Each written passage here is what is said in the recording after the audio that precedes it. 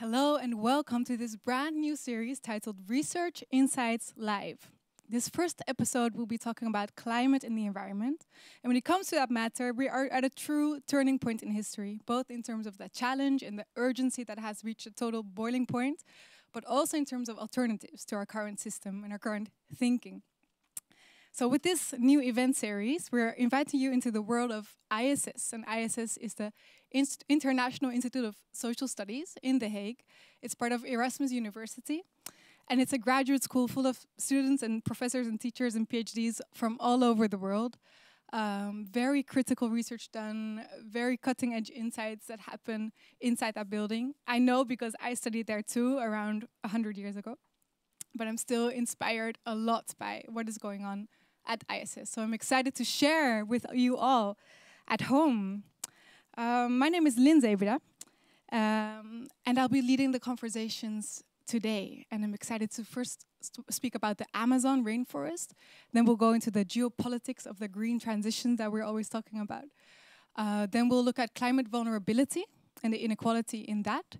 And lastly, we will look at the alternatives and new ways of thinking and new ways of bringing that thinking into practice with all our speakers here today. On the practical side, you might be watching now from the event page or from Facebook.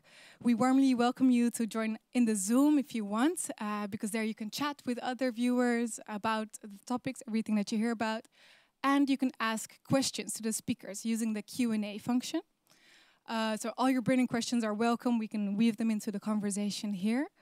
Please keep them short and addressed to which speaker you're asking the question. I want to shortly introduce who's here with me in the studio today. Here on my left, we have Lorenzo Pellegrini. I should say Dr. Lorenzo. Lorenzo Pellegrini is Yeah, fine. Thanks, okay. Lynn. Lorenzo, you're Associate Professor of Economics of Environment and Development at ISS, and I'm very happy to see you here again. Thank you very much, and thanks everybody who's watching this. Yeah, thank you. We also have Sylvia Berg. Sylvia, you're, well, part of the time you're Associate Professor of Governance at ISS, but you're also Senior Researcher at the Center of Expertise in Global Governance at the Haagse Hogeschool, University of Applied Sciences of The Hague. Welcome as well. Thank you for joining. Thank you, and thanks for everybody for watching. Yeah, Thank you. yeah, really nice that you're here. I know it's going to be super interesting what you have to say. Dafina. Yeah. Hi. Yeah, hi. Dr. Dafina Misijan is also here. You are Assistant Professor in Human Rights and the Environment at ISS, obviously. You're also a NIAS KNAW Fellow, which is very prestigious and very awesome. And I'm really happy that you're here as well to speak about your work. Thank you for having me. Yeah, great. Okay. Sylvia and Dafina, we will speak later on. But in this first part of the program, we're going to dive right into the Amazon rainforest, the lungs of our planet. With Lorenzo, and we have some special guests to join us as well. Joining online is Professor Murat Arsel. Murat, hi. Welcome. I can't hear you yet. Oh. And now I can, yes. You're Okay, a professor of political economy of sustainable development at ISS, and your work is about the tensions between nature and capitalism and socio-economic change. Emancipatory socio-economic change, I read. Yes. Yes. That's big words, but basically we are fighting for change. Fighting for change, thank you. Then we also have Maria Moreno de los Rios joining us from Ecuador. She's a program manager of All Eyes on the Amazon. That's a part at HIVOS. So that's a project we're going to be highlighting and diving into. So very happy that you woke up for us, especially. It's early there. Muchísimas gracias.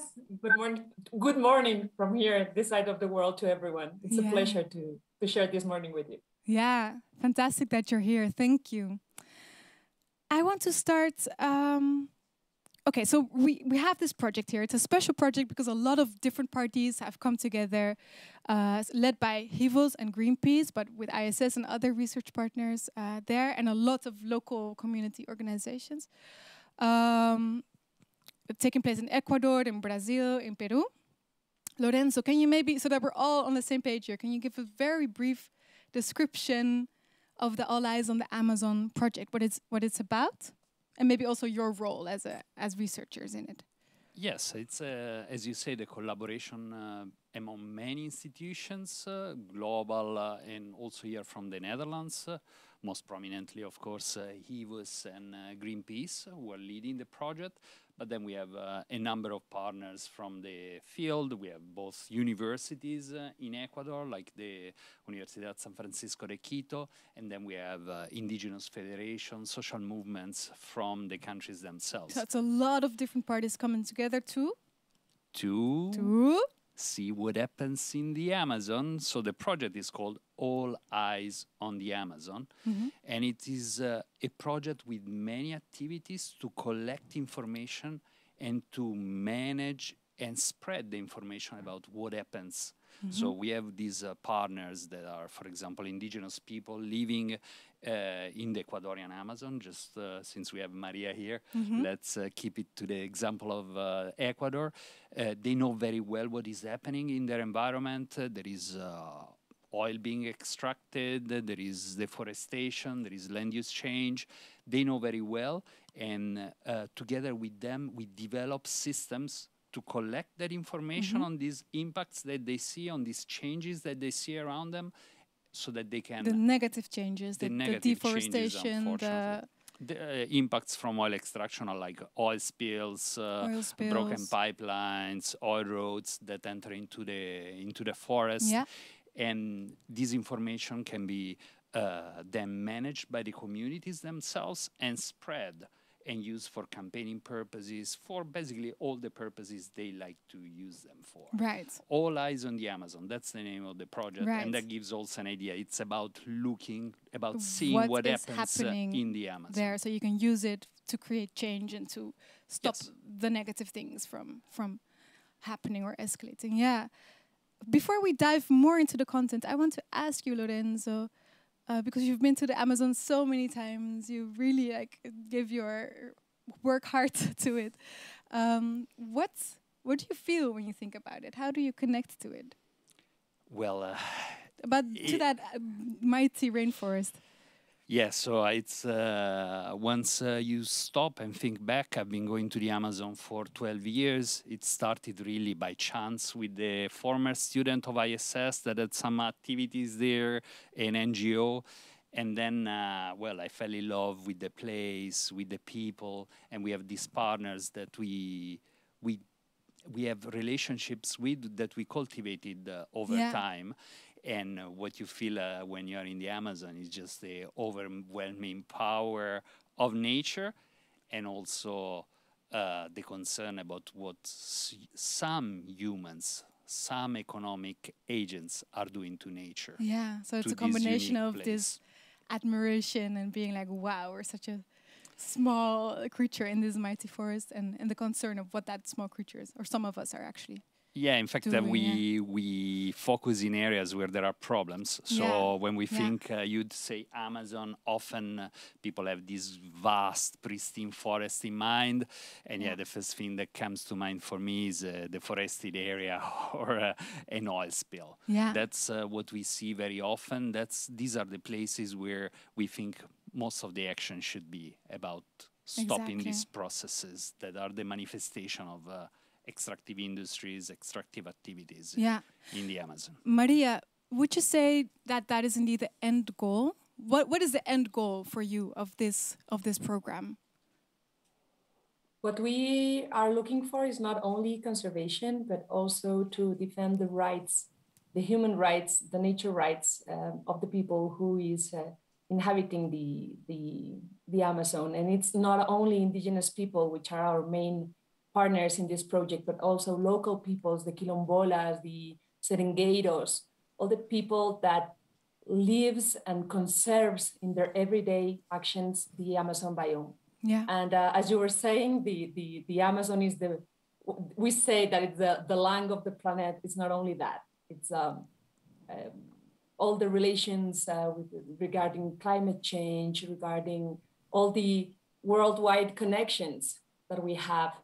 And it's also this place where truly the people who live there show us, the rest of the world, how you can live in a really deepened relationship with nature. With nature, yeah. That's beautifully said.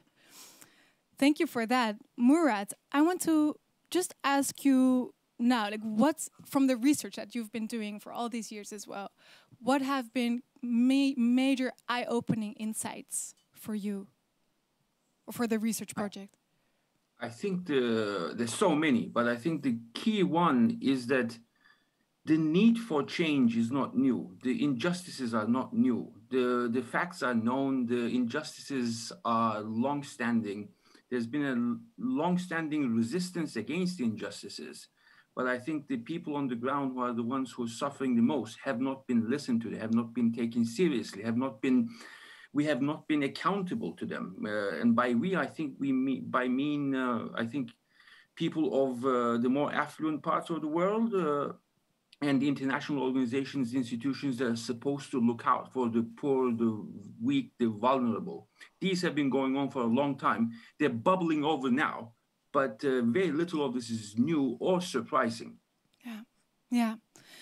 I think it's good to have a look because Lorenzo, you've been working on a documentary about the project and to get a feel of what we are really talking about here. There's oil drilling happening in the Amazon, in the indigenous territories of the people that Murat was just describing. Let's have a look.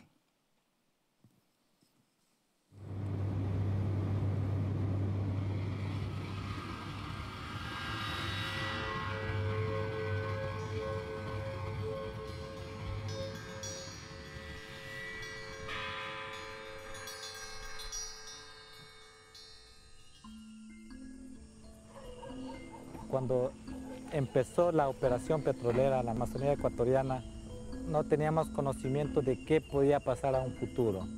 Hay una colección de gas que no se soporta. Eso es un impacto territorial y después un impacto social y cultural. Al principio se resaltaba como un aporte importante para el desarrollo humano, pero después de un proceso todo cambió. Todo petróleo. Es un área explotada. No podemos cultivar. Es un área deforestada. No hay contaminación, mire, yo tengo aquí la fotografía. Es un área súper contaminada. Expose all these problems is probably the beginning of finding a solution.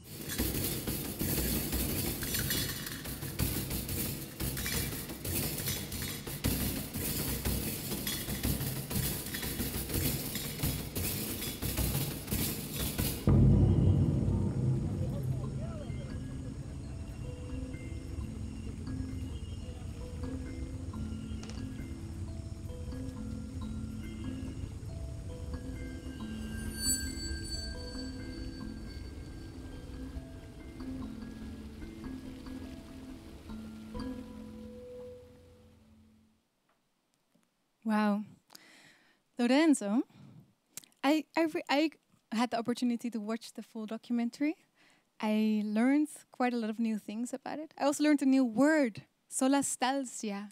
Solastalgia, I'd never heard it before. What does it mean? Yes, it's the feeling of missing home while you are at home. And it's a condition that is common in places where the environment is being heavily deteriorated. So the people who live around that environment or in that environment, that depend on that environment for their livelihoods, but also for their mental well-being, they have a sense of loss, of longing for home while they are still at home physically. Yeah, what a heartbreaking thought. You long for home, you're in your home, but it's being destroyed. Yeah, it's a powerful concept that environmental psychologists have been coming up to describe something that we knew already about. Yeah, and that takes place in many places around the world, obviously. Obviously, many places. Yeah. In these places in particular, you have the contrast between nature that can be so overpowering just next door, and then these environmental impacts of these industries just a few kilometers down the line. Yeah.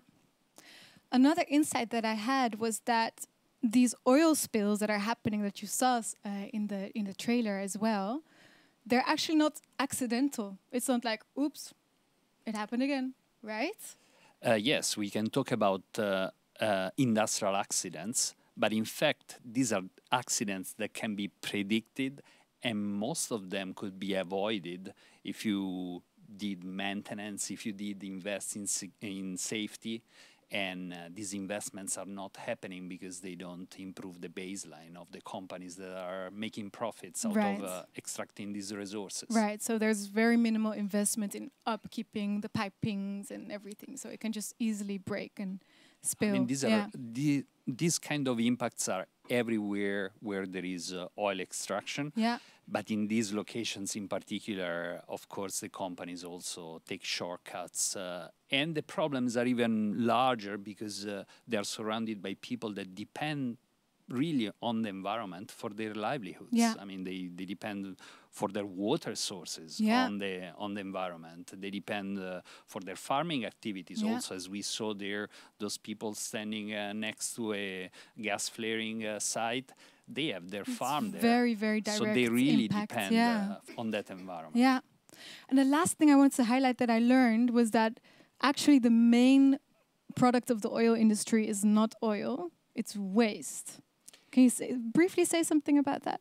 Yes, the oil doesn't come out, of course, refined from the soil. What comes out is a mixture of gas, oil, and waters. And the main product, in fact, is so-called formation waters. So these are waters that are dirty of hydrocarbons, heavy metals, in some cases also radioactive material. Wow, yeah. And till quite recently,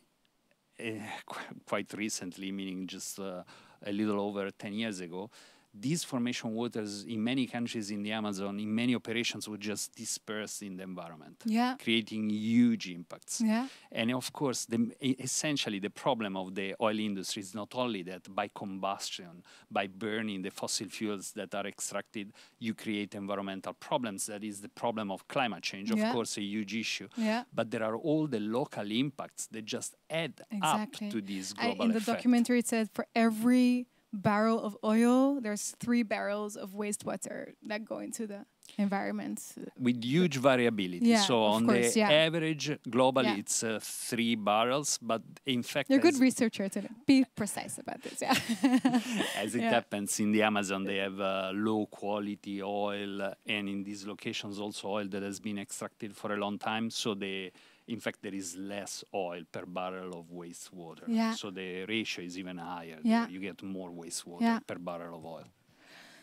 Maria, can I ask you, can I bring you into the conversation? Because you are there, you're working a lot with the different communities on the ground. You already mentioned a couple of communities. And Lorenzo was describing very real, people depend on the Amazon for water, for farming, for food, for, livelihoods. Can you, having worked so much with these communities, can you give us an idea of what the Amazon truly means?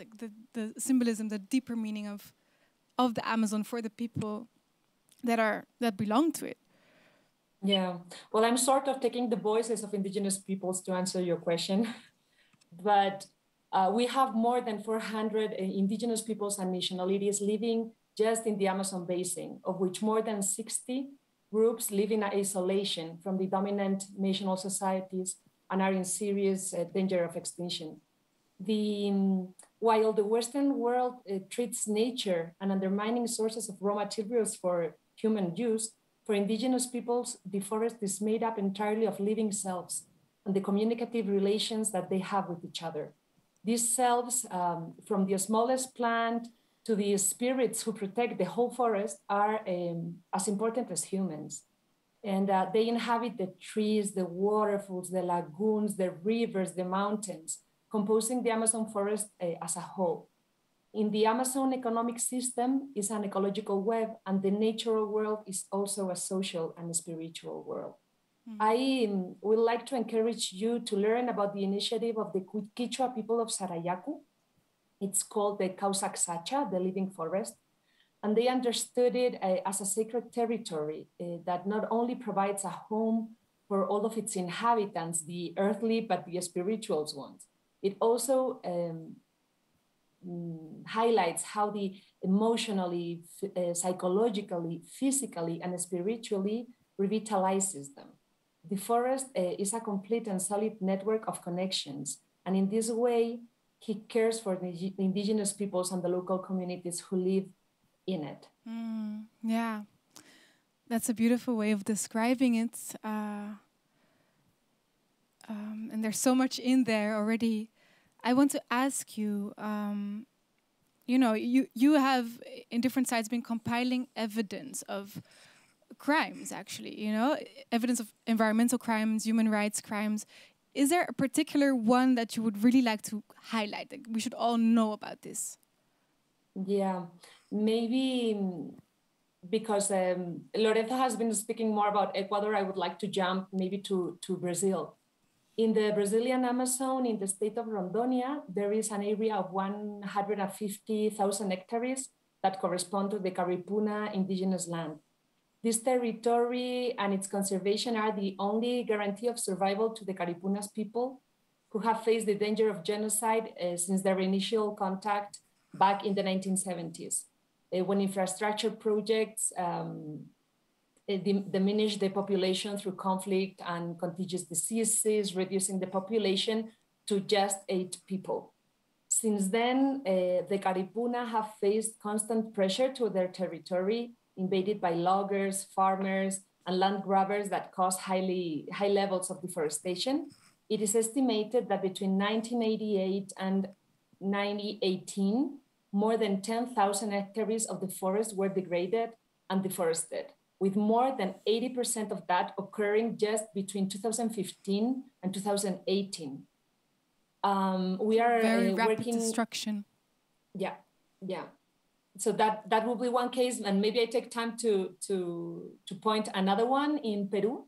There in the Loreto region, we are talking about approximately 700,000 hectares. The indigenous communities have faced discrimination for oil extraction, mainly in 2 blocks for more than 50 years. About 23,000 people suffered damages to their health, contamination of the water and food resources, as Lorenzo was mentioning, that happened in Ecuador, as well as violations of their fundamental rights. And the fight against this violence is the origin of Puinademut, one of our partners in All Eyes in the Amazon. In 2017, Puinademut received the Peruvian National Human Rights Award for the work that they are doing in the area. But as you can see, the violence against human rights, against the lives of the human rights defenders, it's an everyday issue. Yeah. Since the beginning of our, since the beginning of our program in 2018, 6 of our local monitors and partners have been killed in the territories for protecting their forest and their culture. And we really honor them every day and take this fight as our own fight also. Wow, 6 people have been killed for standing up for their own ecosystem. Maybe, I mean, it almost feels wrong to just continue a conversation after, really letting that sink in. But I do want to ask you if there's maybe a key success that you've been able to achieve together with these communities. Yeah, we've been working together in this project with ISS and our 24 other partners for this past, since 2018. And although the fight is huge, we have had some success that, thanks for asking for that information, because it's not only the bad side, but also what can we accomplish with our efforts. And through All Eyes in the Amazon and led by our partners, the University of Maryland and the World Resource Institute, we have contributed to develop a new deforestation alert system that monitors the forest land, the forest loss across the Amazon basin in a greater detail than ever before. we are speaking of a new 10-meter resolution, GLAD S2 alert, based on the European Space Agency Sentinel-2 satellite program. And it's now available on Global Forest Watch website for free. And it helps track changes in the Amazon in near real time. Okay, wow. For example, in 2019, the GLAD S2 alerts detected about double the area of primary forest lost in Peru as the previous system. And by the end of the year, this tool that it's been developed through, among others, All Eyes in the Amazon is going to be worldwide applied. And this means that we are helping monitor deforestation, not only in the Amazon biome, but in other similar ecosystems forests as well. Yeah. Good. They are good. I want to. Yeah, I would just like to highlight it because before I was speaking about the Caripuna people and how all their rights have been affected. I also want to show that why are we using this technology for the monitoring and to raise all this information in the territories, because with that information, we act.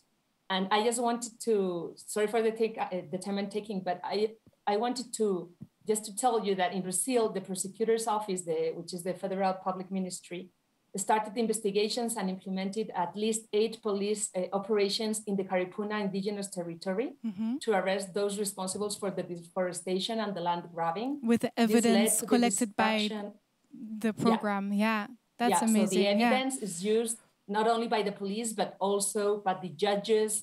And we have accomplished a 30% fall of the deforestation in the Caripuna indigenous people by the action of our partners. Great work. Murat, I just want to ask you, because we know that big oil is not really having a great time these weeks, right? For instance, here in the Netherlands, last week, a historical case was won by Friends of the Earth and partners and 17,000 co-plaintiffs. They won a case against Shell. Now, Shell has to slash their emissions by 45%. They never expected to actually lose the case, so it's a really good turning point. But I wanted to ask you, like, what does this development mean for the conversation that we're having now? I mean, it means obviously it's something to celebrate on its own. It's a major victory. We should not downplay that at all. It's taken a long fight by a lot of people, and I think their success has to be saluted. But I think we should not relax. This is only the beginning of the fight. There's big oil, but the big oil is not going to go away overnight. It's going to take a decade or two more before these major oil companies can fall.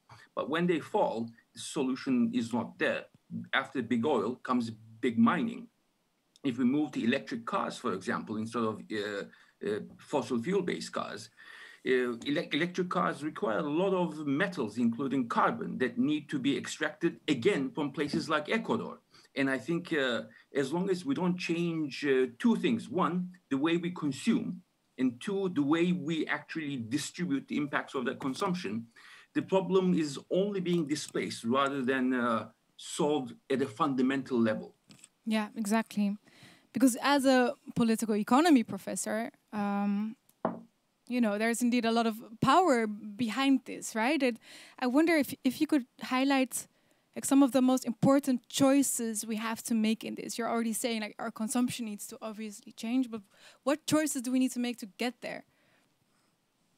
Oh, so many, but I think the most important one that comes to mind. The main ones. The most important one is to realize that the life that we're leading in affluent countries and affluent communities, it's not just the West obviously is historically guilty of ecological injustice, but the middle classes of developing countries are catching up in that sense with us. So the first thing is to recognize and realize that the lifestyle that we're leading is simply unsustainable and unjust.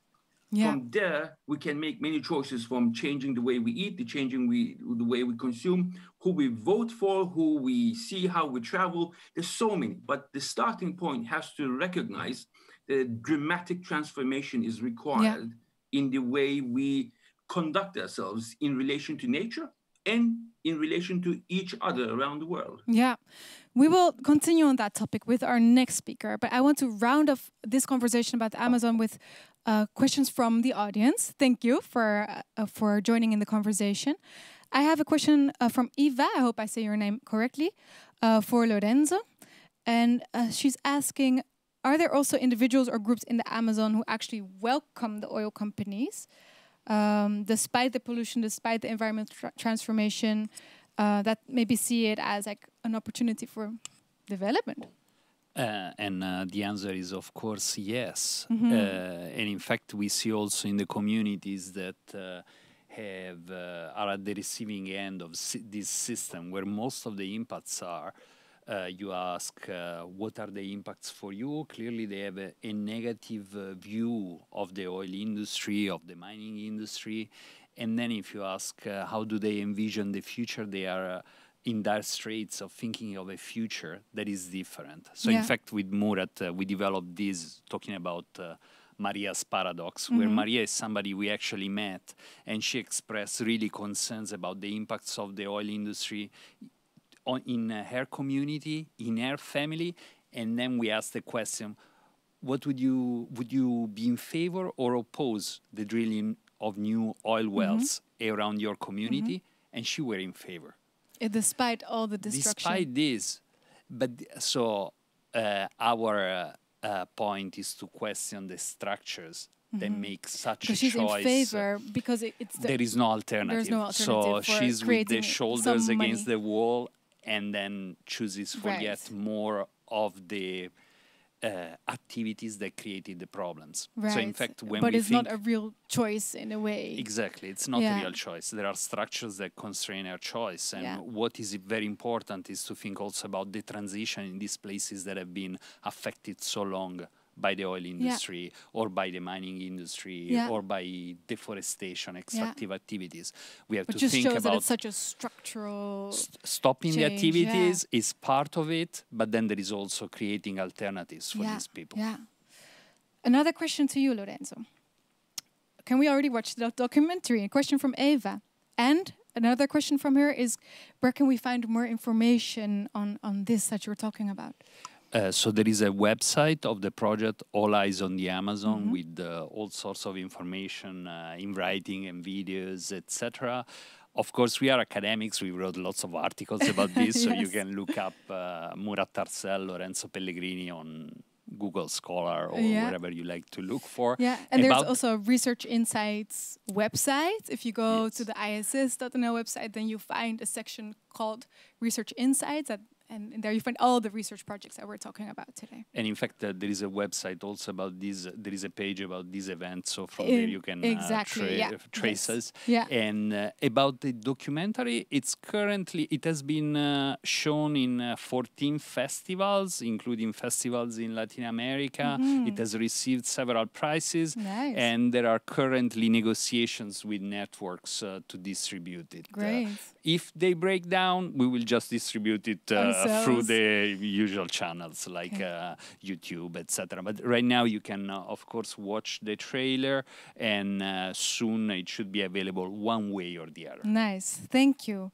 A last question before we go to our next speaker is to Maria. And Julia is asking you, Maria, what legal instruments are you using or do you think are most useful for defending the rights of local communities to take decisions on their local environment? Has prior and informed consent, for instance, been a useful instrument in the fight? Thanks, Julia, for that question. And yes, I really think that the free prior consent is one of the most important tools. The difficulties is how the different countries approach that international law and recognition for indigenous peoples. And the problem is that we are not finding one example of good application of that in the Amazon biome. Also, we have the rights of nature. It was first recognized in 2008 in the Constitution of Ecuador. And it recognizes the rights of the Pachamama, which include the respect for its existence, the life cycles, structure functions, and evolutionary processes of nature. And since the indigenous peoples live in this really deepen relationship with nature, they also get benefits for applying the rights of nature. If you're interested in that issue, the Global Alliance for the Rights of Nature are starting today with a series of events regarding the International Latin American Seminar. And there is also all the application of rights that the Inter-American Commission of Human Rights have developed in the region, especially the recognize of the rights of the Sarayaku people against the state of Ecuador. So there are some things going on. Yeah. The Escazú agreement also. It's I will encourage you to look further for that new and just recognized legal instrument in the region, which is a great example for the whole world. Because can you repeat just the name of it? Escazú. Escazú. Okay, Escazú. Okay. Yeah, great. The Escazú agreement. It was recognized in April. Okay. 2 months ago, and it's the first international or regional law instrument that recognizes the rights of the environmental and human rights defenders. Okay. Oh, wow. Important. Thank you so much, all three of you, Murad, Maria, Lorenzo. You'll stay with us because we'll bring you back the last part of the program where we'll speak about alternatives, because this doesn't sit right, obviously. This is not right how it is now. So we have to move away from this. And we'll talk about that with our next guest as well. Jojo Nem Singh, can I invite you? Hi, Dr. Jojo Nem Singh. Hi. Thank you so much for joining us. To just introduce this, because, you know, it's clear from our previous discussion, we need to move away from the fossil fuels. And with that in mind, we've been kind of looking to transition into a future based on renewable energy. And I'm excited to understand together with you the bigger picture of that transition, and especially what we're not seeing in it. And Jojo, you are an assistant professor in international development at ISS, and your research project is on green industrial policy in the age of rare metals, and is financed by the European Research Council. You'll be looking at both the demand side and the supply side of rare earth elements all over the place in China, Kazakhstan, Brazil, the EU, Japan. It's a very global outlook that you're taking. And first of all, I just want to ask you, what are these rare earth elements that you're talking about? And briefly, just why are they relevant for this topic of the green energy transition? Okay, so I think I'll start by making a distinction between what we call rare earth elements, or REEs, and rare metals. Rare metals is a broader category of raw materials, which includes the 17 rare earth elements plus other types of elements. And we often lump them together when we think about the metals that we need in order to sustain modern economic life.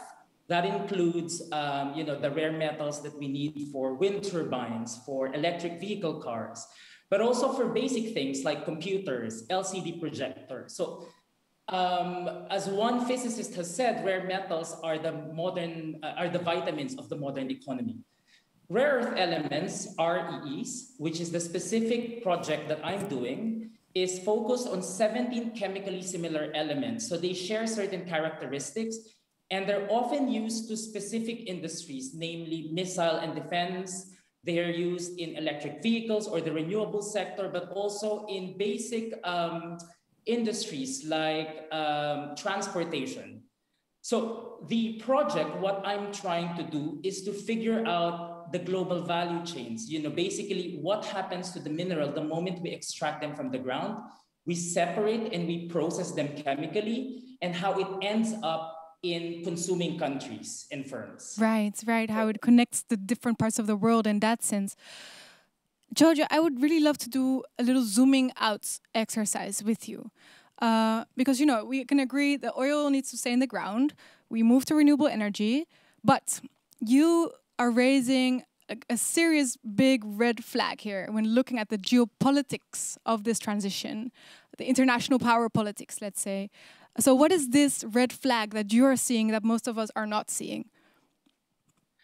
Okay, so I think I'll start by two important realities that we're facing now. The first reality is that even before the whole climate change, the climate agreements were signed in mid 2015 onwards, the whole world has been depending on China for rare earth elements or rare metals. Basically, China's producing between 90 to 95% depending on the metals that we're looking at. So in effect, what this means is that the current renewable energy transition is being paid by China. The externalization of the cost of renewable energy is shouldered by China. Now, this has not always been the case. Back in 2002, the US was the biggest producer of rare earth elements. They have a big mining site called the Mountain Pass in California. They closed that down because of environmental reasons, because it's extremely costly for the environment. What does this mean? It means that, so unlike iron and iron ore or copper, rare earth elements, when you extract them, you need to chemically separate them. You need to start, let's say it's a 5% pure rare earth element. You have to reach 90%. You have to keep separating and processing it. You have to keep adding chemicals. And so in that process, you increase the environmental cost of extraction. So this is very different type of extraction and production compared to, let's say, copper or iron, where you take them from the ground and then you maybe process it 1 or 2 times and they become out. Yeah, so it's very polluting, actually. Yeah. And what this means, as you explained to me, and I'm still kind of wrapping my head around it, is that we're actually quite unsure about the future of the renewable energy transition. Because, for instance, a recent report from the International Energy Agency said that by 2040, we'll need at least 30 times more of like certain elements, lithium, nickel, other metals. Well, this is not maybe what, we need a lot of these metals and rare earth elements to reach the Paris agreements at all. And you told me that we basically have only 3 options if we were to succeed at this renewable energy transition. Can you sketch out what these 3 options are? Multiple choice. Okay, so before I go there, I think I want to make, as a researcher, of course, we want to be more precise. Yes, do it. The IEA report says that in order to meet the climate agreement targets, we need to increase the total demand for copper and rare earth elements by 40%, almost 60 to 70% for nickel and cobalt, and then almost 90% for lithium. Now, one reality we have to first, to just really get our head around this is cobalt is mainly produced or being extracted in Congo. Lithium is produced in 3 countries, Argentina, Chile, and Bolivia. Rare earth elements in China. If you look at the value chain, you will see that the concentration of raw materials will come from Latin America, Africa, and maybe to some countries in Asia, and Asia Pacific, and in Central Asia. So just to understand that this is the amount of minerals that we need in order to transition. Now, in terms of the options that we have 3 basic options here. The first option is we hope that China remains to be a reliable supplier, meaning China will continue to extract minerals and export them as a raw material, and that would allow existing companies like the wind turbine companies, the automotive sector, to get these minerals and process them and then build, wind turbines and solar panels and EV cars. Now that option doesn't seem to be very plausible at the moment. In 2010, China began its imposition of what we call an export restriction policy. China does not want to export primary raw materials. They want the mining and the manufacturing of these high-end industrial products to take place in China. So they want the technology to slowly move to China if we want to have access to these minerals. So this is the first option. Now, if we don't accept that we want to be dependent on China, the alternative is to create an alternative supply chain. Now, the US has begun to move in this direction. Under Biden, he implemented a national review of how much minerals there are in the world, and in particular in the US. But he also began to create dialogues, the Quad, for example, which links the UK, India, Australia, and China, and the US. All of these, geopolitical movements is to basically create a supply chain where we're not going to be entirely dependent on China.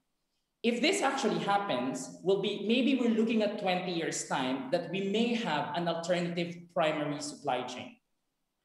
The third option which is what basically the European Union Green Deal is all about, for example, is to try to address the demand side and try to figure out a way where we decrease the dependence on the primary supply chain. And the demand side is how we consume, what we use it for, use less of it. Well, there's two things there. One is, for example, the EU strategy is to recycle and create and substitute certain minerals in order to so that we can reduce the use of these minerals. Now, this has not been very successful, and we'll still have to see technologically if that's feasible in 20 years' time. One thing that like green parties have been doing, for example, is to focus on consumption. What does this mean? It means we have to think about, how much computers do we need to produce every year? Maybe we need to think about how we can change the transportation system so that it doesn't use so much of these rare earth elements. But ultimately, the question really here is what kind of changes in our consumption and in lifestyle can we implement both at the household level, at the micro level, and also at the institutional, at the governmental level. Yeah. So it has to go both ways in that sense. Yeah, exactly. All right, so just to summarize our multiple choice options, if we want a future based on renewable energies, we can A, hope that China becomes a more reliable partner. B, think about alternative supply of these minerals that we need. So either get it from somewhere else or be better at recycling, or that's a very small percentage now.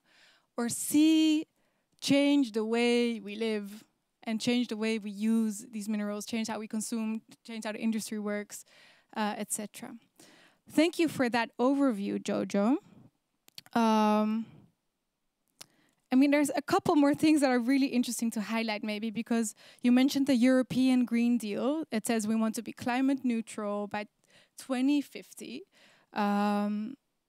And we need the solar panels and the wind turbines, and we need the minerals for that, but we don't want to mine them ourselves. We don't want mines in Europe, right? So we get it from somewhere else with all the destruction that happens there. That's a bit dubious, to say the least, isn't it? Yeah, so I think we can start with what happened in Greenland. Greenland just elected the Green Party, and one of the first electoral promise of this party is to halt the rare earth element project in Greenland. Now, of course, from an environmentalist point of view, this is amazing because, we don't want more primary mining production. The irony of it, though, is we're not reducing the consumption of the minerals. We're also not reducing the projection of how much minerals we need for the renewable energy transition. So I think there's a kind of trade-off here. If the European Union, for example, decides that primary mineral production is not possible, we're not going to mine the minerals in Greenland, in Sweden, in Norway, then we need to get it somewhere. So I think this is a fundamental dilemma. Yeah. If we're not going to change the consumption, if we're not going to change the demand for these minerals, then we have to outsource the supply somewhere. Yeah.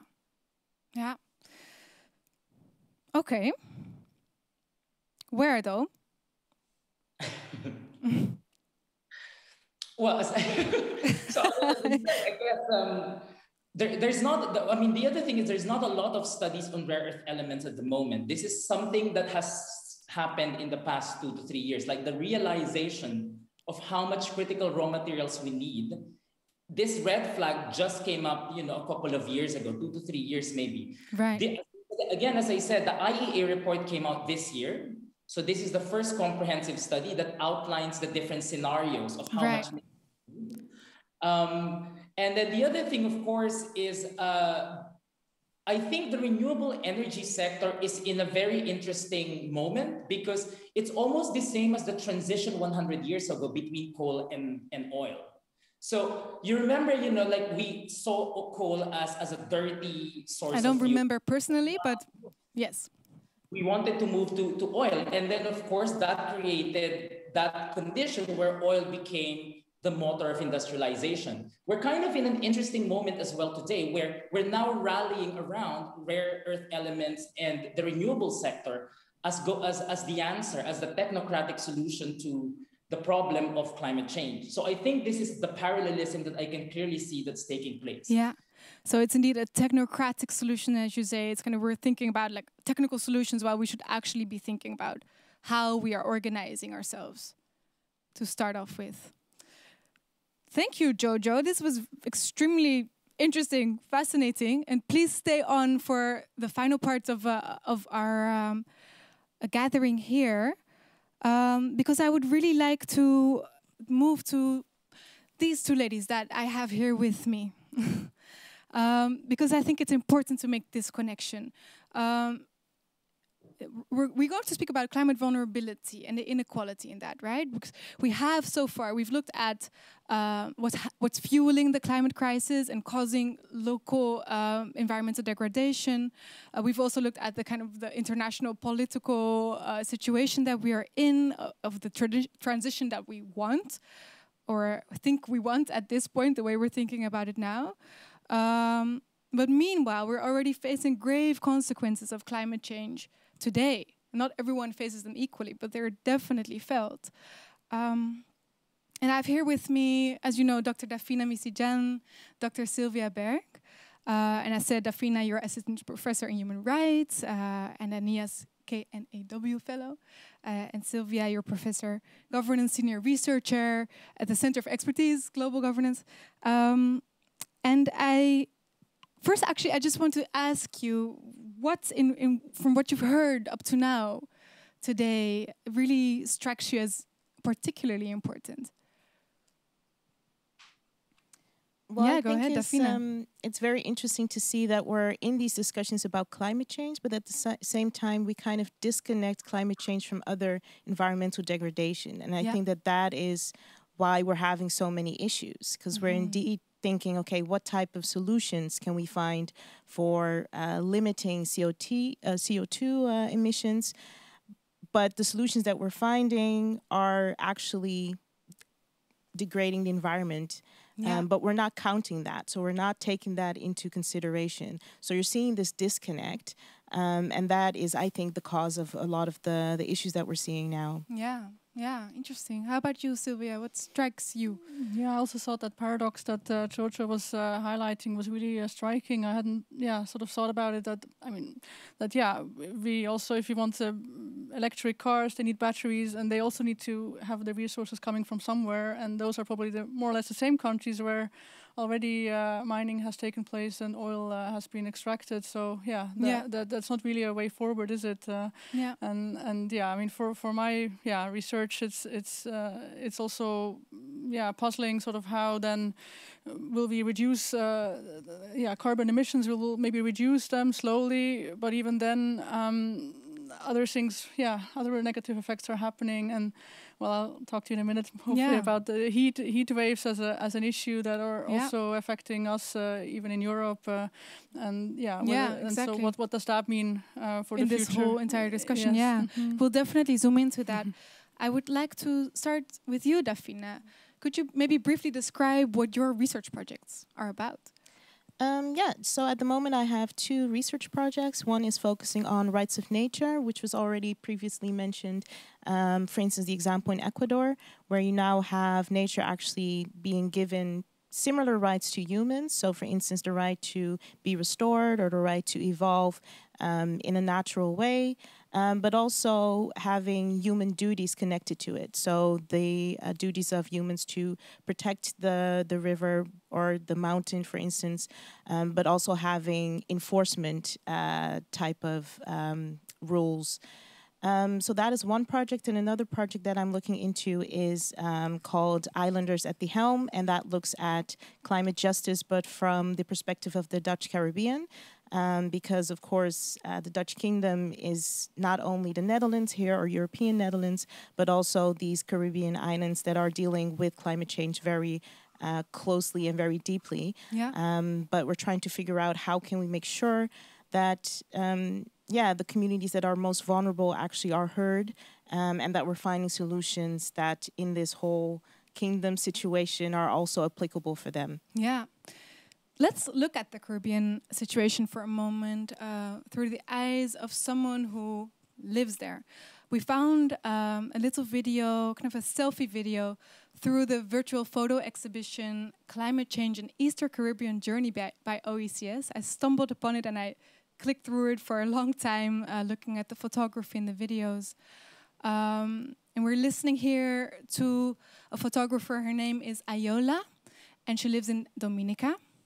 And she's telling us about life there after Hurricane Maria in 2017. And she starts here at this point telling us about her hurricane lamp. I have a hurricane lamp in my kitchen. It used to be hidden away somewhere because you never knew, it was a once in a while thing. But after Maria, my hurricane lamp is right there so that anytime the light goes, I'm ready. So I think that's one of the things that the hurricane did. In my particular area, some of my neighbors, there are some abandoned homes in my community. Either the owners have died or they've migrated. But some of the homes were standing, and after Maria, they are no longer standing, like this one right there. It was destroyed in Maria. This is my grand-aunt's home. Right here, the roof was destroyed, and some of the debris even hit our house. Another change that we've gone through since Maria is we've lost some landmarks. For example, at the back of my grandmother's house was a huge breadfruit tree. And you could give somebody directions and you say, well, the house with the breadfruit tree behind it, You can't do that anymore. So those are some of the changes that we've seen. I think Maria brought out the best in some of us, the worst in some of us. I'd like to think that most people brought out the best in them, helping our neighbors and stuff. And I still get a little nervous every time I hear a wind blowing with the rain. Rain by itself is not so bad, but when you have that wind that talks, or if you hear the river at the back of the house, a little angry, you get like a trigger, in your memory. So those are the things I'm dealing with and coping with. But you have to live life. Life goes on, and we're just doing the best that we can. So this island where Ayola, this lady, lives is not so far from the Dutch Caribbean islands. And I actually think a lot of people in the Netherlands, we get told sometimes, but we forget that indeed, as Dafina was saying, the Caribbean islands, Bonaire, Saba, Stasha, they're actually Dutch municipalities, and there's other countries in the kingdom as well. Dafina, can you maybe tell us what you expect this part of the Netherlands, the kingdom, will look like in 100 years? That's a very challenging question. So climate change is affecting the 6 islands differently, but especially Bonaire is very vulnerable. So they expect large parts of Bonaire actually to disappear in about 100 to 150 years. And that means that some of the communities that are already living there, some of the children that are living there, might not be able to grow old on the island themselves. Other islands will experience more drought that will have an effect on the food supply. So there are different ways in which the islands are affected by climate change. And of course, islands such as Curaçao, for instance, is very much focused also on oil production. There's now, right now, the refinery is not working, but there are negotiations about what the future will look like. And that, of course, also has then ties to climate change. Yeah, you're saying it quite matter-of-factly, but you're saying some of those islands will not be there. Or large parts will not be there. Of it, and that will affect how people will be able to live there, work there, be able to do some self-sufficient farming, things like that. So it will definitely ask for a lot of adaptation and a lot of finding alternatives. Yeah. Like what? Again, what would be Well, that is interesting. I think we're not necessarily looking at a lot of alternatives for the islands. When we look at, for instance, the bigger negotiations that are going on around climate change. So when we look at, for instance, the agreements that the Netherlands has signed, they do sign those agreements on behalf of the Caribbean islands as well, sort of. Yeah. But at the same time, the Caribbean islands are being excluded from, for instance, protocols such as the Kyoto Protocol or other climate change agreements. So that kind of puts them in the corner, trying to have to... The Netherlands is supposed to also stand up for them or take care of that part of the kingdom. Yes, they're not represent really. them. Yeah. And that is also one of the challenges, because on the one hand, European Netherlands is the biggest polluter of all those parties. Yeah. And that also means that from an international perspective, the Caribbean countries are actually also seen as biggest polluters. But because they are there, they are also the most vulnerable. So it creates this paradox within the kingdom that is not sufficiently dealt with right now. Right now, it's not really on the agenda. No. So we have a Klimaatakkoord, climate agreement here in the Netherlands, but it doesn't mention the Caribbean, for instance. So it's always kind of put in on the back burner. Yeah. But for them, it's a very much a lived experience and something that is very current. Yeah. And that should be dealt with. Yeah. And you're looking at it from the perspective of the law, mainly. You are a lawyer. But what was striking to me when we spoke is that you also said that the law, this is a matter of inequality, right? But you said the law can actually stand in the way of equality, of real justice. Can you say a little bit about that? Yes, so the law basically inhabits the values that we have, but it also creates order in a certain way. So sometimes you have these legal constructs, such as the Dutch kingdom, that can prevent certain relevant solutions to be found. So for instance, it might be more convenient for the Caribbean countries to be negotiating together with other Caribbean countries instead of together with the European Netherlands, but because of the construct of the Dutch kingdom, the legal construct of the Dutch kingdom, that is not possible. Right. And the same you see, for instance, in issues around rights of nature, because we have such legal constructs as private ownership, that can interfere with how we deal with pollution, how we deal with asking for land back because we need it for other purposes now. Yeah. Things like that can be, can be obstructed by the legal constructs that we have. Yeah. I'm listening to every word you're saying. You can say it so, explain it so well, but these are quite, it's quite shocking if you think about it.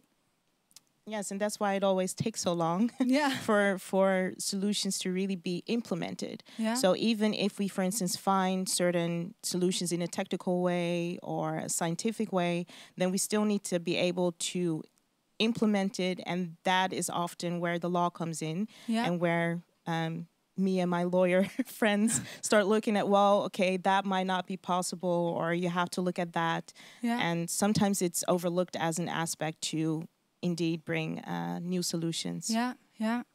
All right, Sylvia, let's zoom into your project for a moment, because that's actually also about climate inequality in the Netherlands, but then within the context of the city of The Hague. So just to, I'm going to briefly sketch out the project. It's a research project funded by the municipality of The Hague, where ISS is. And it's collaboration between Haagse Hogeschool, ISS, and the Center for Frugal Innovation.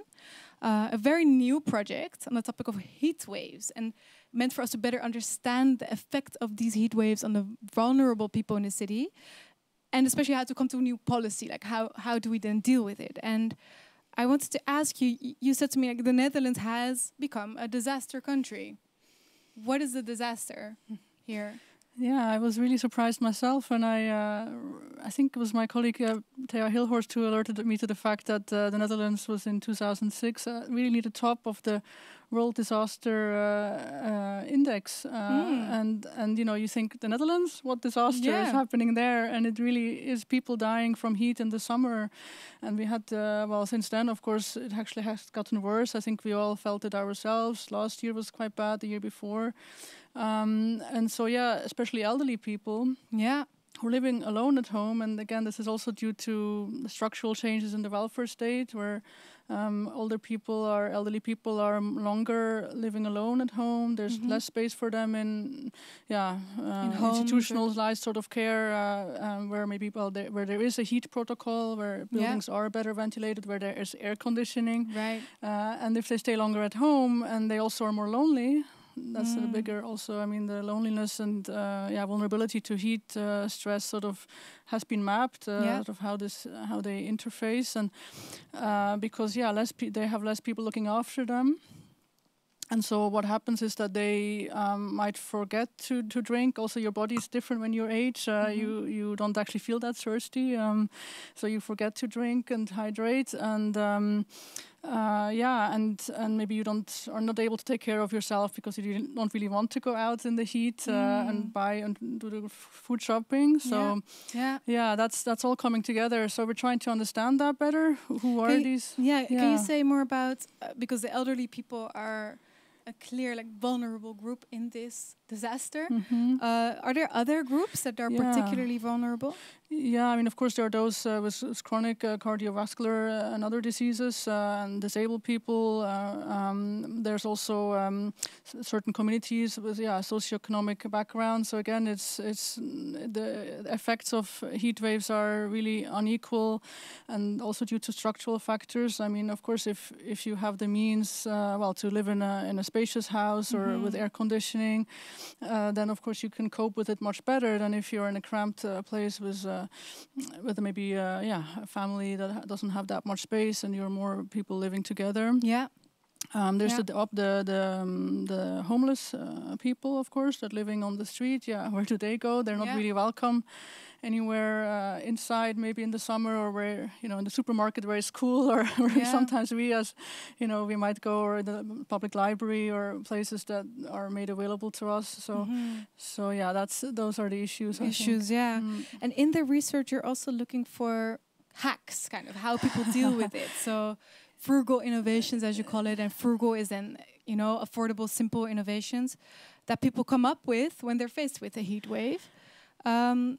Can you mention a couple of interesting hacks that you've come across so far? We haven't really, we're just starting this research, so I can't really deliver on that too much. But I think different people, again, deal with it differently, and we are curious to see what solutions have people come up with in their homes. Also maybe how they compensate for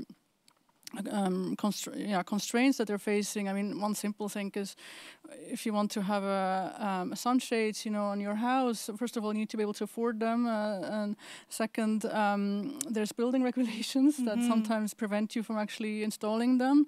So then what do you do? Maybe you put something else in front of your window to make them. So some people, I think I've seen some pictures of flat, big sort of houses, not flats. I mean, apartment buildings where people have put sort of entire sort of shades and balconies have been covered, like that. So that gives. You also mentioned a few uncivil hacks or uncivil innovations, as you called it. I mean, I was in discussions with the municipality of The Hague, or we also talked about in the Schilderswijk that young people, and again, it's not clear whether it's really due to heat wave or not, but they open the fire hydrants, so a lot of water comes out, and they do it for days on end, and there's a lot of water wasted in that sense. But of course, it also cools them, so you want to allow it, but then and so maybe that's another point I would like to mention is that most solutions so far have been done by public urban planners and sort of are in the public space. I mean, you can put more green spaces. But what we're really interested in, I think there is a research gap there, is what, those vulnerable people living at home, and again, it's also an interesting conceptual issue. Where does the public sphere end and the private sphere start, and to what extent can the municipality have influence over what people do in the private sphere to protect them from heat waves? Interesting questions to answer, definitely. Wow, right? I want to, I'm looking around because I want to bring everybody into the conversation again. I think we've heard so much so far. We've heard a lot of, a lot of challenges, a lot of things that we need to look at and see that it's structurally wrong, and we need to rethink and reframe how we do things and how we organize. But I want to, I want to look at it, see if we can move forward, look into the future, look at alternatives, look at like ways to change. And maybe it's good to start at that point of extracting, because we've been talking a lot about extracting, and of oil, of rare earth elements, etc. Lorenzo, I think that from what I gather, you strongly feel that we need to stop extracting, especially when it comes to oil, right? And find ways to keep it in the ground. There was also a question from the audience about unburnable fossil fuels. That was it you or Murat who wrote about that? We wrote together. Wrote it together. So maybe like keeping it in the ground. What is that unburnable fossil fuels? Well, it's the realization that there are limits.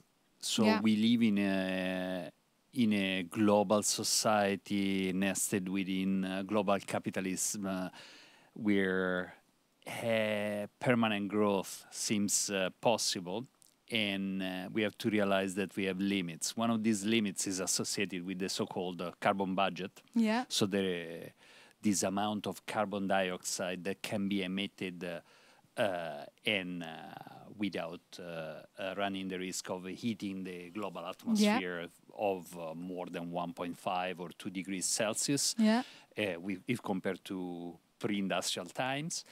And if we take the carbon budget seriously and we look at fossil fuels, a large share of existing reserves of fossil fuels cannot be extracted. Cannot just stay in the ground. They go beyond that limit. Yeah, exactly. So these are so-called unburnable fossil fuels. Yeah.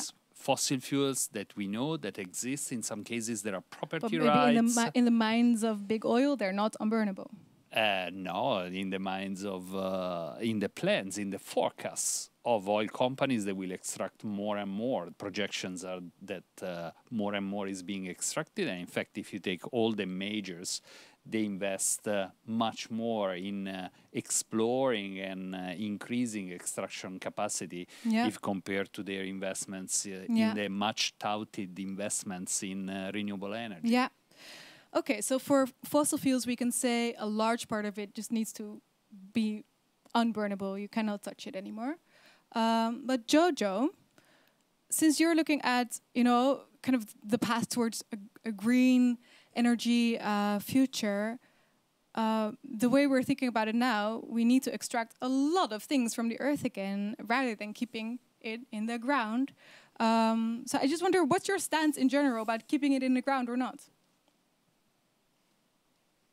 So, I mean, when we started that conversation, what I said was that we need to start conversing between, how we're going to approach the supply question and the demand question. Why do we want to extract more of these minerals? I think it's my honest opinion is that it's a very delicate balance, because if we don't do something about the fossil fuel and the carbon emissions that we have, we're going to end up, not meeting the climate targets. But I think there are some important questions around who's going to pay for this. So far, we've allowed China to pay for this. So far, China accepted the environmental costs. I don't think this is going to continue. So I guess where I'm coming from is we need to start making sure that the conversation between how the consumption and how modernity, how we're going to proceed with our modern economic and political life will continue, and then have a more balanced way, a balanced view in terms of how much minerals can we extract. Yeah. So this is sort of at a more abstract level, I think. At a more institutional level, and when I say institutional, I mean governmental and, between businesses and the state, I think there needs to be some form of agreement in terms of basically how, what is the pace? Because there's also about the pace of the extraction. It's not just how much we get in and what types of minerals we extract, but how quick do we want to extract them? Yeah. Because as we extract them, the environmental costs also increase. Yeah. So I want to just there are multiple things that we have to do at the same time rather than one solution and focus on that. Exactly. That ties in with a couple of questions from the audience to you. Eva is saying, this is probably a really naive question, which it isn't actually, but what about alternatives that do not depend on these rare earth minerals? I understand that changes in consumption are important, but are other options possible? I've read a couple of engineering papers on this, in fact. And so one solution that they said is substitution. And there are different types of substitution. You can substitute one element to the other. You can substitute one system to the other. But all of these solutions, to me, and my impression is, there are still significant changes that we have to undertake. So, for example, just developing a traction motor, which is used for wind turbines, that reduces the amount of rare earth elements that you need, that is still, the reduction is not significant. And whether it's gonna work, we don't know. Because, for engineers, if you're building a wind turbine, the different elements of the wind turbine have to communicate with each other. They function together. It's a system. So if you're going to replace some of these elements, the other parts have to be replaced as well. Right. So this is the main challenge. I mean, in theory, of course, we want to reduce the use of rare earth elements. But what about the use of iron and copper and nickel and cobalt? These are, rare earth elements is one thing, but the other elements that we're extracting is still going to be the same amount. Yeah. Okay, I'm going to make it more complicated. Another question is namely, what are the alternatives to these alternatives? Considering, let me put some context to it, considering all the paradoxes that you're describing behind what we now think is the alternative, now how we're thinking about energy use, how we're extracting and not connecting different conversations here. What are the alternatives to our alternatives that we're mentioning? So at the Inception here. Yeah. At the governmental level, there's a debate at the moment about what they call the due diligence policy. So we've kind of done this with diamonds before, where we wanted to make sure that diamonds were not used, that we don't outsource it from conflict areas. So I think one possible solution at the moment, and I think this is a temporary solution, is we have to start thinking about some kind of fair agreement or fair arrangement in terms of who's paying for these minerals, the extracting countries, and then those who are going to be using them. The other thing, I guess, is technology transfer. In many cases, raw materials are extracted from these developing countries, but then they just get paid at a lower cost, at the lower price, because the more value added, the products that are more valuable, so to speak, that have more income generating effect, are those that are in the industrial application at the end of the value chain, meaning those who produce the wind turbines, those who will produce the solar panels. So some form of redistribution and technology transfer needs to happen immediately if we want to address the equity question here. Right. Because let me try to translate that, what you're saying now, that right now we're extracting a lot from countries and we're just doing that, and the value added is somewhere else. So the countries themselves are not even benefiting from the extraction that's causing so much destruction. So if we're going to be extracting at all, they at least should be able to, go. Yes. I think the first step is you have to have some form of compensation. Then the second step is then you have to think about, the alternative ways in which we can get around reducing the use of critical raw materials in producing renewable energy. Yeah. That's a more technological sort of technocratic fix. But I think finally, and I guess the most important part is that we really do need to rethink in terms of what the end goal of all of this is. Because if the end goal is we want to have renewable energy so we can sustain existing lifestyle, that's not going to work. Because middle income countries will want the same lifestyle that we have in Western Europe, in North America, in Australia. And that has to change, because if that conversation doesn't take place, what we're simply doing is we'll keep transferring the extraction costs of these minerals. Yeah. We'll keep passing it on without necessarily reducing the overall requirements or the overall minerals that we need in order to sustain it. Exactly. Clear. And on that point, Murat, I'd like to bring you in here. Because indeed, like, we have to change our ways, right? The end goal, what are we using all of this for? We cannot sustain. Just replace it then, by another source of energy and then sustain the same type of lifestyles. But how we can then change that is still quite a big question mark. And I know that you have written a paper on degrowth. And I just want to ask you, it's kind of a buzzword, and there's a book here that says less is more, how degrowth will save the world.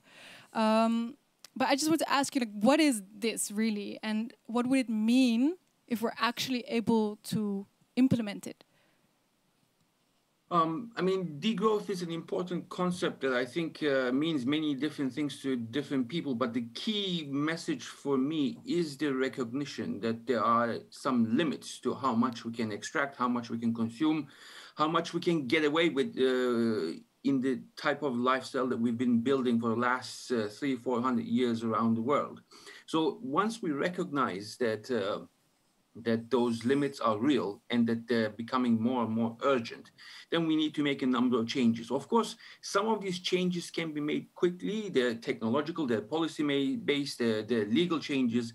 But none of this, I think, will fundamentally change the fundamental problem that Yo-Yo also just touched upon. It's the issue of inequality. Inequality, as long as we can live with inequality, as long as we justify inequality, we will have a number of different problems. It might be, if it's not from fossil fuel pollution, it's going to be pollution from mining. If it's not mining, it's going to be economic inequality. It's going to be the structural violence that Sylvia is, for example, describing. As long as we accept the inequality, I think the fundamental problem cannot be solved. So degrowth alone as a symbol, as a slogan, will not be enough. We need to link it to a battle for creating fundamental, meaningful equality across the world. And doing that, I think, requires systemic changes, not just to our relationship to nature, but changing the fundamental economic system that we are living under, the system of capitalism. As long as we don't challenge the dominance, primacy of the logic of capitalism, which sees inequality not just as a necessary byproduct, it sees it, capitalism is built on the logic of creating inequality as a way of enriching some over others. So we need to challenge the logic of inequality to be able to challenge the logic of capitalism before we can solve the climate change problem, environmental change in general, and all other social ills that come with them. Yeah. I would like to know, both from Dafina and from Maria, because Maria, I saw you agreeing with what Murat is saying. And I wonder if you can, from a perspective of someone who is working on this as we speak, as a practitioner, how do we do that? How do we make inequality unacceptable? How do we move away from that premise? I think it's and yes, I was agreeing when Murat was speaking, because I think that maybe the people who's listening to us, it's like, oh my God, this is so big, I'm not going to be able to do anything. So why should I even try? But I really think this is a daily based decision making that we can do step by step, little by little.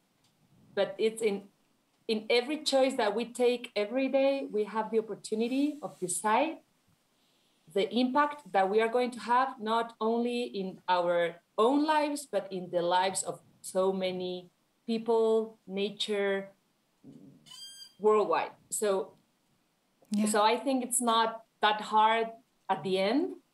I think it's a daily, step-by-step compromise, and can you give examples? We all can do it. Can you give examples of such little decisions that we make in which we can choose for equality?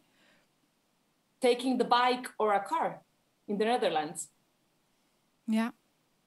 As easy as that. Deciding if where I am going to buy my food.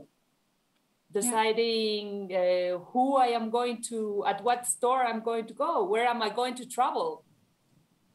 Yeah. Everything at the end has an impact in the Amazon biome or in China or in everywhere else. Yeah, because we are so extremely We are all interconnected. connected. Yeah, we're all connected. We are all connected. In many ways, actually. And Dafina, it's also a question from the audience where, what do you think is the role of the courts here in enforcing inequality, in protecting the Amazon? This person has, for instance, been following the Chevron case in Ecuador and how, corporate interests have an influence on the law. What do you think is the role of the law and the courts in this?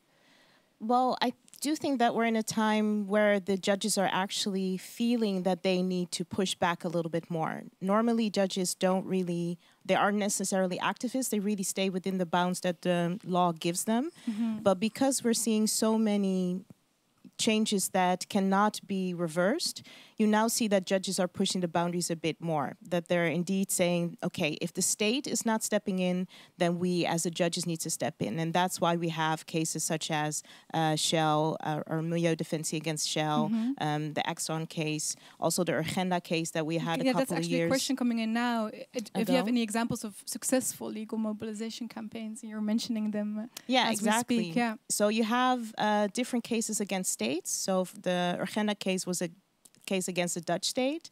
Then we have cases against companies. The Shell case is an example of that. And then we have new developments such as rights of nature.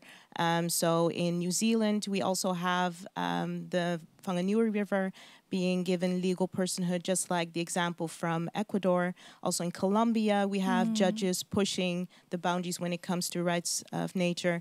So those are all kind of responses to kind of the failure of environmental law that we had before. Yeah. And that are kind of the loopholes that judges and different organizations are trying to find to make sure that we can protect both the environment and communities as well. Yeah. But as you said, human rights and maybe also rights of nature could still exist in a system of inequality or a system that's not necessarily just. Could you try to explain that?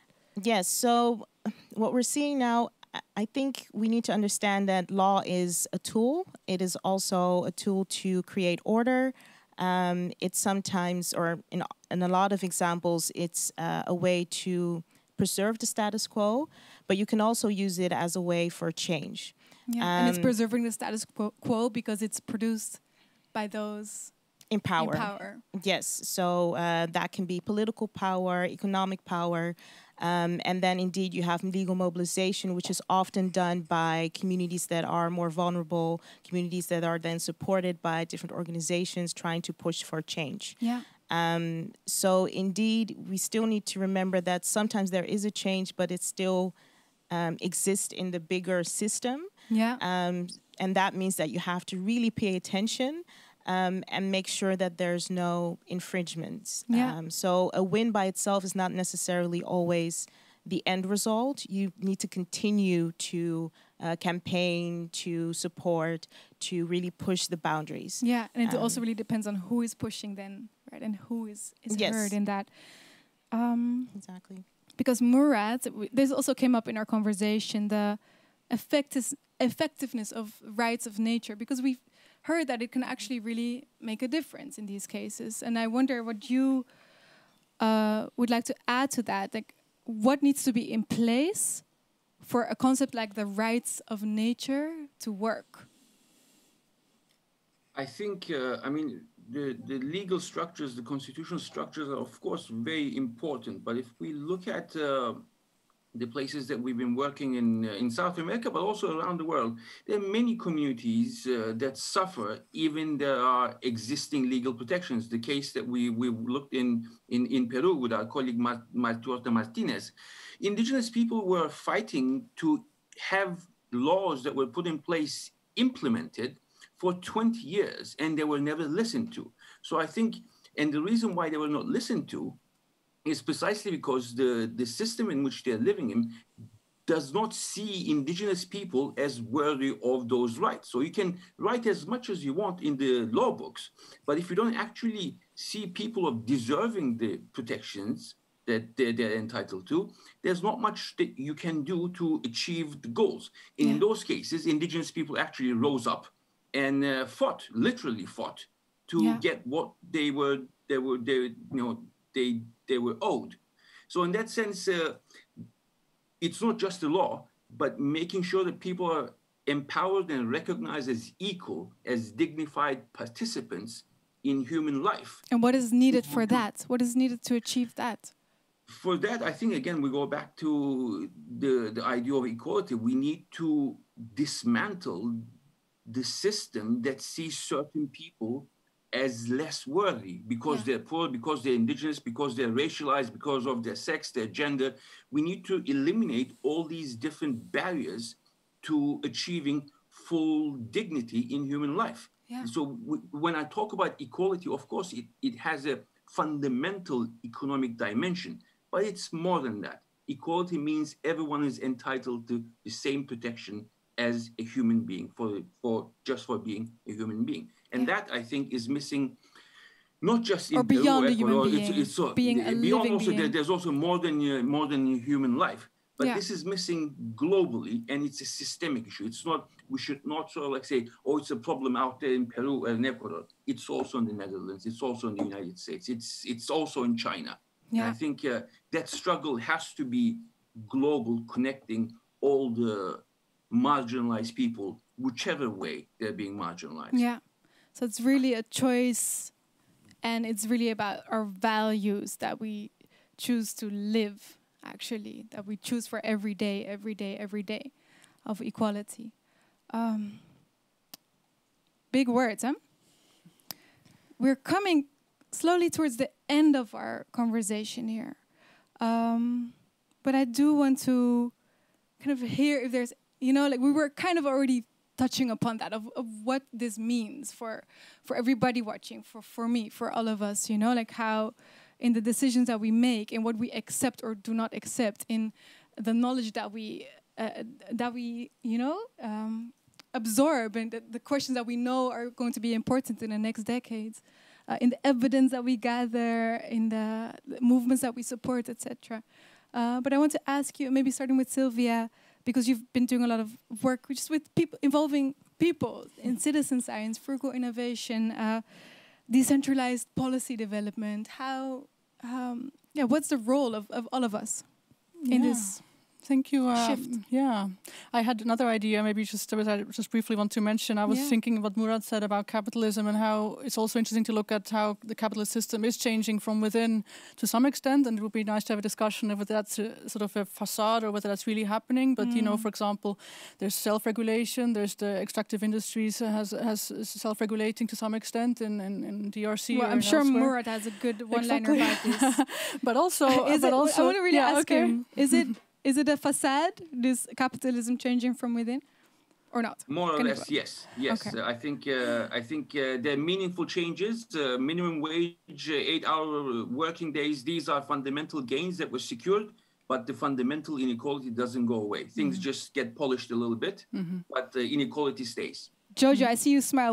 What would be your answer to this? Well, so I mean, I come from Asia, where we have a very strong sense of sort of just looking into what happened in the past 50, 60 years. There's an interesting book that I was reading, and it's called The Rise of Eco-Developmental States. And basically about the in passed through the stages of sort of because they had this period of industrialization, extremely polluting, and now they're at a turning point where environmental policies are being embraced. And so to me, I'm probably a lot more optimistic that if you support certain policies that you think are promoting more equality, that are able to cater to sectors that have lost in, that were the losing sectors, for example, or that you propose policies that promote more government policy to regulate so that people could, those who are culpable can pay more. These are small steps, institutional steps, policy steps maybe, but you kind of improve little by little. So I mean, I tend to see this as sort of a gradual process of reform. Not to disagree that the system is unfair and unequal. I think they are. But I think for people who want to think about what they can do and what they should be doing, so we should think about these choices that are facing us now and make those choices as Maria was talking about a while ago. Lorenzo, is it gradual change or is it systems overhaul? I think what I have in mind is a question that looms large, and that's the question of the politics of this. So I'm thinking about, we can look at us here, what can we do? What can we do as consumers, for example? What can we do through the courts? And I think what can we do as citizens? Yeah. How can we mobilize? How can we get together? How can we fight for the change that is necessary? I mean, even a simple question like, am I going with the bicycle or am I going by car? We are here in Amsterdam. If you look at those videos from the 70s, it's incredible how Amsterdam was full of cars. Now we can choose effectively of going by car or going by bicycle because people since the 70s have been struggling. Yeah. They've been fighting for the right of space, for the right of cycling safely. And that's, I think, really the question that looms large. What do we do as citizens? How do we mobilize? How do we break the structural violence that is embedded in these inequality structures that Murat also was mentioning? Yeah. So if you want to I just wanted to add on a few sentences? Yeah, just very briefly. I mean, I think with the heat waves, it's also about local heat plants which are being developed at municipal levels. And there, for example, it's a political decision whether you involve people or not, right? Whether you invite them and you really co-create, or whether you invite them because, you have some element of participation and that will look nice, but you don't really take it seriously. So I think there, local people can mobilize and say, look, this solution we have come up with, why don't we institutionalize it, why don't we scale it up or make it a policy, or simply having a seat at the table. I think that's where, where decisions are really being made and policies are made. Yeah. Dafina, you want to say something final about this? What do we do?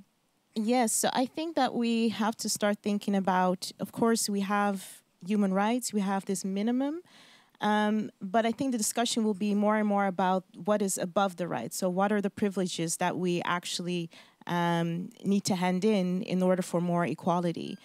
So indeed, if there is water scarcity and your municipality tells you not to water your plants and you say, well, I have the money to pay for it, so why shouldn't I just do it? Those are the type of things that we need to think about. And I think that is very hard for people to do. Also, that we're now seeing that when it comes to the COVID-19 pandemic, what do we consider to be our privileges? How can we divide those privileges? And how can we rethink that? I think that is going to be a big question that we cannot answer in one afternoon. But I think we're pushed to think about those things. Yeah, definitely. Very consciously, making conscious decisions, really checking yourself and your values and what you stand for and what you want to fight for, indeed. Well, people, we've come to the end of this first episode of Research Insights Live. We've discussed a lot, and thank you for that, for sharing all your insights and your eye-openers. Very helpful. Indeed, this is the beginning of a discussion. All these topics are immense and extremely interesting. If you'd like to stay up to date on these insights and read more about everything that you've heard about today, the project covered, we mentioned it before, there is on the ISS website a section on research insights where there's all kinds of ways to share findings, bite-sized ways, very understandable and digestible, and definitely worth reading. Thank you. Thank you for watching. Thank you for your time. And see you on the next episode of Research Insights Live.